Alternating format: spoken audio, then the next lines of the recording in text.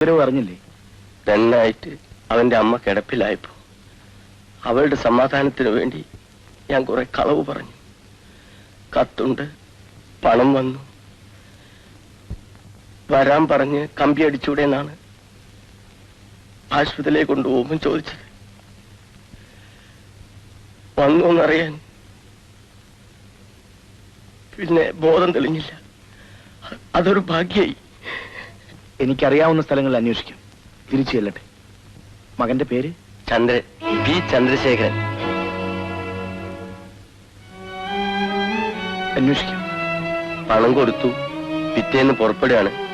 അച്ഛനും അമ്മയും എന്നെ ഓർത്ത് വിഷമിക്കേണ്ട. അതായിരുന്നു അവസാനത്തെ കത്ത്.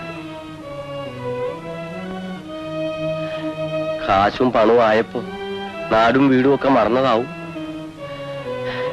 ചിലരങ്ങനെയുണ്ടല്ലോ, ആര് കണ്ടു.